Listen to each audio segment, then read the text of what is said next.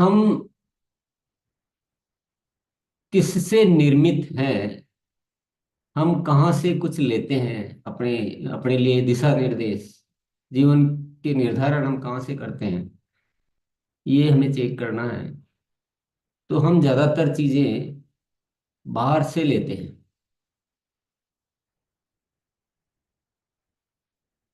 बाहर से लेते हैं और हमें सत्य वो लगता है जो ज्यादा लोग कहते हैं और ज्यादा बार कहते हैं, वो सत्य लगता है और उन चीजों को हम ले लेते हैं। तो हमारा विश्लेषण, हमारा मूल्यांकन हम केवल इस आधार पे करते हैं कि कौन सी चीज कितने समय से हो रही है, कितने लोग कह रहे हैं, कितनी ज्यादा बार कह रहे हैं। वो हमारे जीवन का मूल्यांकन रहता है और वहीं से हम अपने जीवन के दिशा निर्देश गाइडलाइन हम लेते हैं, उसके अनुसार जीवन हम चलाते हैं। मैं ये पूछना चाहता हूँ सभी साथियों से, हमें अब तक अपने जीवन में जो बाहर से मिला, क्या वो इतना सुहावना है, क्या वो इतना बेहतरीन है कि हम वहीं से लेते जा रहे हैं? अगर बाहर से लेने से सब कुछ अच्छा मिलता तो ये जीवन बहुत सुंदर होना चाहिए था, क्योंकि देने वाले बहुत है। पूरी भीड़ की भीड़ हमें कुछ बातें सिखाती है, कुछ बड़े डेकोरेट करके बातों को कहते हैं, बड़ी ऐसे लगती है कि इससे बढ़िया कोई बात ही नहीं हो सकती है, और हम उनकी बातें मान लेते हैं। ऐसे अनेक बातें हैं। उदाहरण के लिए हमने एनालिसिस अपना अपना करना है, मैं कोई सत्य स्थापित करने की बात ही नहीं कर रहा हूँ आज। मैं तो आज आपको विरोधी बनने की बात कर रहा हूँ। पूरी विरोधी बनो। सबसे पहले आप विरोध में सोचो कि ये सत्य नहीं है, तब आपको सत्य दिखेगा। विरोध में सोचने से क्या होता है? एनालिसिस होता है, विश्लेषण होता है, खुद का विश्लेषण होता है। तो मान लीजिए हमको धर्म के बारे में बताया जाता है कि हमारा ही धर्म जो है सर्वश्रेष्ठ है, बाकी के अच्छे नहीं है, वो गलत है।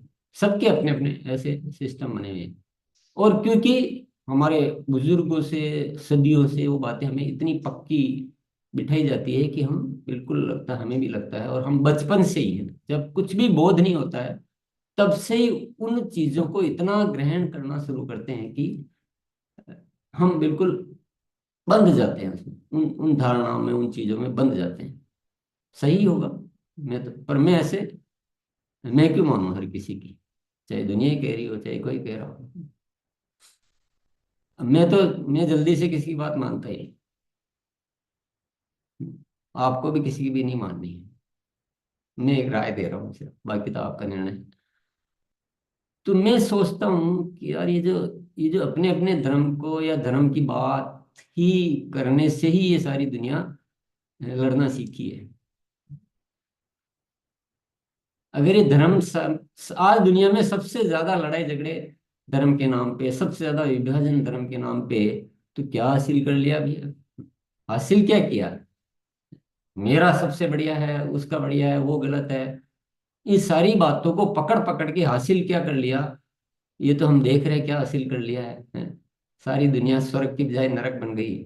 लेकिन हमें कि अपनी इन बातों को बहुत मजबूती से अपने दिमागों में जकड़े हुए हैं, और आने वाली पीढ़ी से लेकर पिछली पीढ़ी तक सब इन बातों को बहुत गहराई से पूरी दुनिया मानती, तो हम भी देखते हैं कि ये सत्य होगा।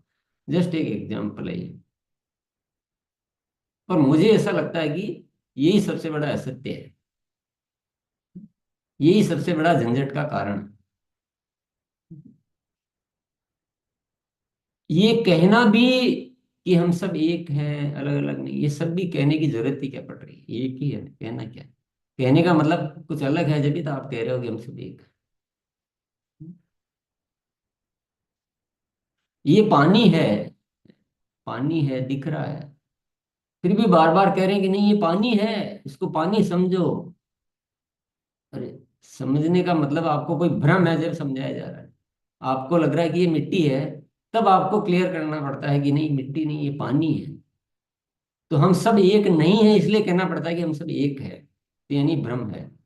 ये कहने की आवश्यकता आ रही है, ये भी एक बहुत बड़ा परेशानी का कारण है। जस्ट एक, ये एक एग्जाम्पल है। ऐसी अनेक बातें हम मान लेते हैं, कहीं से भी मान लेते हैं। सारी दुनिया कहती है इसलिए मानते हैं, बड़े ओहदे वाले कहते हैं इसलिए मानते हैं, बड़ा सजा धजा कर कहते हैं इसलिए मान लेते हैं। और क्या मिला? माना जाए तो ठीक है, क्या मिला हो तो देखो, क्या हासिल कर लिया, क्या वैल्यू है आपकी। सिर्फ इन सारी चीजों के आधार पर हम क्या बन गए? एक जीवन चलाने वाला प्राणी। हम क्या बन गए कि हम जीवन को काटना है, क्योंकि पैदा हो गए, मरने तक कुछ खाना पीना, अपनी व्यवस्थाएं करना, ये प्राणी बन गए। और हमारी जो खुद में जो एक रचनात्मकता है, जो क्रिएटर हमारे भीतर बैठा है, वो दफन हो गया, गायब हो गया। अपने विश्लेषण पे अपना विश्वास करो, किसी और पे विश्वास मत करो। चाहे आपके अलावा उस तथ्य को कहने वाला दुनिया में एक भी नहीं हो। ऐसे धरती पर अनेक लोग हुए हैं, और उनको ही महापुरुष कहा गया है। जिसने किसी की मानी है उसको महापुरुष नहीं कहा गया, जिसने किसी की नहीं मानी है उसी को महापुरुष कहा गया। अब आपको क्या बनना है वो आप देखो। तो सबसे पहला सिद्धांत तो है कि विरोध में सोचना शुरू करो। चाहे बात कैसी भी लग रही हो, कितनी भी बड़ी लग रही हो, कितने भी लोगों द्वारा कही गई हो, कितना भी बड़े लोगों द्वारा कही गई हो, कितने भी समय से कही गई हो, लेकिन जल्दी से बात को मानो मत। हाँ, बाद में विश्लेषण के बाद लगता है कि यही सत्य है, वो फिर मान सकते हो। ये मैं कह रहा हूँ, ये आपको अपना सोचना है। दूसरा सिद्धांत ये कहता है कि आपके सिद्धांत अपने कायम करो विश्लेषण के बाद, और बाद में उस पर दृढ़ रहो। अगर आपको वो सत्य लगे जा रहा है, अगर आपका लॉजिकली, आपको हर दृष्टिकोण से आपको ठीक लगता है, तो उस पे दृढ़ता से कायम रहो। अन्यथा कहीं के नहीं रहोगे, अन्यथा कहीं के नहीं रहोगे। क्योंकि बहुत जल्दी दुनिया आपको भटकाने की कोशिश करेगी, मिसगाइड करेगी। क्योंकि बार बार बाहर से तो बहुत कुछ सुनने को मिलेगा, पर अगर आप अपने विचारों पर दृढ़ नहीं हो, तो आप हिल जाओगे, कंफ्यूज हो जाओगे, पहले से भी ज्यादा खराब हो जाओगे, पहले से ज्यादा खराब हो जाओगे। इसलिए दृढ़ रहना है। तो महापुरुष वही होते हैं जो अपने विचार रखते हैं, विरोधी विचार, और उस पर दृढ़ रहते हैं। और दृढ़ कब तक रहते हैं? आखिरी सांस तक। और तीसरी बात है, आपको जो भी लगता है आप उसी के लिए जियो, औरों के कहने से मत जियो। फिर है ये जीवन का असली रूप, असली स्वरूप, असली मकसद।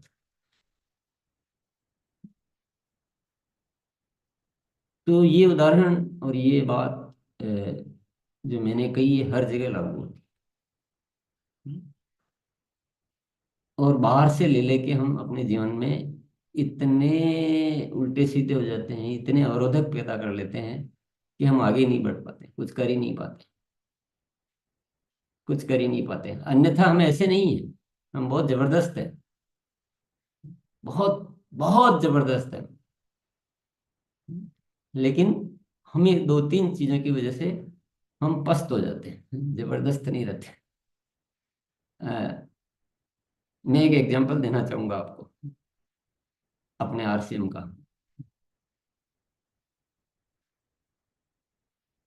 आरसीएम में पिन प्राप्त करना, अब आप थोड़ा सा गड़बड़ मत होना, क्योंकि एग्जाम्पल थोड़े ऐसे ही होते हैं। पिन प्राप्त करने को बहुत बड़ा अचीवमेंट माना जाता है, बहुत उपलब्धि है। पिन के लिए काम करना, पिन के प्रति इतना आकर्षण है, जैसे पिन मिल जाएगी तो स्वर्ग ही मिल जाएगा। बस इससे ज्यादा जीवन में कोई चाहत ही नहीं है। और ये खूब भरा गया है, खूब बड़े स्तर पे। इसके लिए बड़े बड़े आयोजन होते हैं, और ऐसा एक माइंड सेट क्रिएट कर दिया गया है कि उसके लिए लोग क्या क्या उल्टे सीधे काम कर लेते हैं। वो तो मुझे बोलना भी यहाँ सार्थक नहीं लगता, उचित नहीं लगता। ऐसी ऐसी घटनाएं हो जाती है, ऐसी ऐसी बातें बाद में आती है कि आप बिलीव नहीं कर सकते हो। जैसे ऐसा लगता है जैसे कोई जीवन का सारा जो है सब बस इसी के लिए जीता हूं मैं, इसके लिए कुछ भी कुर्बान कर सकता हूँ, कुछ भी खराब कर सकता हूँ, इस लेवल तक वो सत्य दिमाग में बैठा हुआ है। ये कहाँ से लिया? ये बाहर से लिया। अब ये सबसे बड़ी बाधक है, मैं ये कहता हूँ। आप सब तो नहीं कहते, और मैं कहता हूँ पिन सबसे बड़ी बाधक है। कैसे है मैं बताता हूँ, आपको उदाहरण से बताता हूँ। किसी साथी का पर्ल की पिन आ गई एक बार, बड़ी मस्ती आई, चर्चा ही चर्चा, वही हीरो जमाने का, बड़ी मालाएं, बड़ी फोटो, बड़ी बधाइयाँ। जीवन में इतना उसका सुंदर अनुभव हुआ कि बस अब नेक्स्ट पिन हासिल करनी है। अब और कुछ तमन्ना ही नहीं है जीवन में। सब स्टार पिन हासिल, स्टार पर्ल चाहिए, और कोई तमन्ना नहीं। क्योंकि इसमें इतनी मस्ती है तो अगले में तो और जबरदस्त मस्ती होगी। परंतु सितंबर में पर्ल आई है, तो अक्टूबर में तो स्टार पर्ल आ नहीं सकती है। इतना तो एकदम से हो नहीं पाएगा, क्योंकि पुराना अनुभव बोल रहा है कि इतना एकदम से नहीं हो पाएगा। तो अभी तो नहीं आ सकती, अक्टूबर में तो नहीं आएगी। तो क्या करें? थोड़ा इंतजार करते हैं, मार्च तक या नहीं तो अगले सितंबर तक इसका प्रयास करेंगे। यही होता है प्रैक्टिकली। तो आदमी निष्क्रिय टाइप हो जाता है। कोई बहुत बड़ा काम करना, वो जो प्रैक्टिसेज है, जो अच्छे अच्छे प्रोजेक्ट है, वो सारे ढीले पड़ जाते हैं। ज्यादा फॉलो अप भी नहीं करना, बैठ जाना कि अभी तो हो नहीं पाएगा, तो फालतू क्यों ज्यादा। क्योंकि जब तक जीवन में लक्ष्य नहीं होता है ना, तो इंसान में, अब वो जब आई थी पढ़ तो उसको पता 10 गुना मेहनत की थी, नॉर्मल इंसान नहीं रहा वो विशेष इंसान बन गया जब जाके हुआ। पर अभी क्योंकि लग ही नहीं रहा कि कुछ होगा, तो निष्क्रियता आ जाती है। और निष्क्रिय आने से जो है, जो होता था, वो भी नहीं रहता है। जो अगस्त में था उतना भी नहीं रहता अक्टूबर में। और फिर ऐसे जो बिगड़ना शुरू होता है, फिर कहते हैं पता नहीं क्या हो गया, नीचे वाले परेशान हो रहे हैं, ऊपर वाले परेशान हो रहे हैं। धीरे धीरे धीरे धीरे धीरे धीरे धीरे धीरे ऐसा कमजोर पड़ता है मामला कि वो मार्च में कितने धक्के लगाओ, स्टार पर्ल तो छोड़ो, पर्ल को वापस लाना मुश्किल हो जाता है। क्योंकि पिन लाने, मतलब पिन नहीं आएगी इस चक्कर में काम करने, क्योंकि पिन के अलावा कुछ है ही नहीं। और कोई विजन नहीं है, और कोई नजरिया नहीं है, और कोई सोच नहीं है। तो बस वो नहीं हुई तो ढीले पड़ गए, ढीले पड़े तो, क्योंकि ये तो साइकिल है भैया, साइकिल को जरा भी रोकोगे तो गिरनी है। और सारी एनर्जी, सारा काम, सारा ऐसा हो गया कि मन से कुछ कर ही नहीं रहे। तो मार्च में वापस उस पिन लाना भी मुश्किल हो गया। ये में से किसी अ, कहानी की बताने का नाम बताने की जरूरत ही नहीं है, ऐसा खूब सारा हो रहा है। और फिर आगे क्या होता है जब मुझे कुछ बताने की जरूरत नहीं है। अब मुझे बताइए, पिन का सपना अच्छा हुआ कि बुरा हुआ? लेकिन हम क्यों उसी सपने में डूबे हुए हैं? क्योंकि सारी दुनिया वही कह रही है। बड़े बड़े महाधिपति, उसका वातावरण, उसका सम्मान, उसका उतना हमें मिल गया कि उसके अलावा कुछ दिख ही नहीं रहा। हम जीवन का सही सत्य ही हो गए, भूल बैठे। अब दूसरा साथी है जो विरोधी विचारों का है। वो ऐसे जल्दी से किसी की बातों में नहीं आता। वो कहता है पिन विन से मुझे कोई लेना देना नहीं है। मुझे एक ही संकल्प है, इस आरसीएम के माध्यम से नए भारत का निर्माण करना है। और ग्रोथ ही मेरा ड्रीम है। हर महीने ग्रोथ होनी चाहिए बस। पिन अपने आप आएगी, जब आनी है, जब आ जाएगी। मुझे उससे कोई लेना देना नहीं है, न मुझे उस सम्मान से मतलब है, कुछ नहीं मतलब है। मेरा एक ही विजन है कि इस दुनिया को खुश रखना, दुनिया के लिए जीना। मेरे साथी जो आ गए हैं उनका लगातार ग्रोथ होनी चाहिए, उनकी लगातार इनकम बढ़नी चाहिए। ये मेरा सपना है, मैं इसके लिए जीता हूँ। और वो साथी क्या करेगा, हर महीने ग्रोथ के लिए एनर्जी लगाएगा। और वो जब ग्रोथ के लगाएगा एनर्जी, तो 5 लाख का था, अगले महीने 7 होगा, 8 होगा, 6.5 होगा, 6 होगा, जो भी होगा वो होगा। लेकिन वो ग्रोथ समीकरण उनकी टीम में, वातावरण, वो सब बढ़ता जा रहा है, बढ़ता जा रहा है। तो अक्टूबर आया, 5 का 7 हुआ। उसका तो सिस्टम तो वही चालू, दुनिया की बातें सुनता ही नहीं है।